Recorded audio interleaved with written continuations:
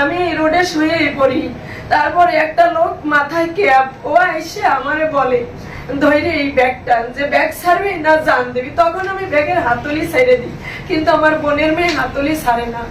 ওইটা নিয়ে আবার দেখতে থাকি যে পুলিশের গাড়ি আছে না, 39 যে গাড়িগুলো আসে, ওইগুলো দিয়ে ওই গাড়ির জানলার ভিতরে রাখছে ওরা। রাখার পর আমি পুলিশের বলি, স্যার স্যার আমাকে একটু বাঁচান। আর কাছে কি হয়েছে আপনি নাকি ছিনতাই করে নিয়ে যাচ্ছে।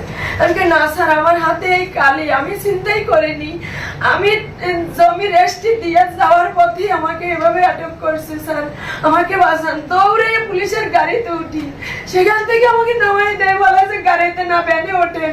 ভ্যানে যাই আমি, আমার বোনের মেয়ে।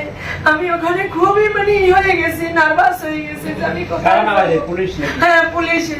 এবার বলি স্যার আপনাদের গাড়িতে তো টাকার ব্যাগ রাখছে। বলে কই না তো, অথচ পুলিশের কোনো নাম এখানে নাই তাদের। আমি কোনো পুলিশের নাম বলতে পারি না। এরপর থানায় নিয়ে যাইয়া বসাই, আমাকে বলে আপনি তো একটা ইনভেস্ট করিলেন 1,62,000 টাকা দিয়া, আপনি এতগুলা টাকা আবার করেন, ওদের কাছে চান। আমি স্যার আমি তো তখন আমার একটা 3.5 ভরির আমার গহনা ছিল স্যার, তখন আমি গহনাটা বিক্রি করে এই টাকা দিয়েছিলাম স্যার।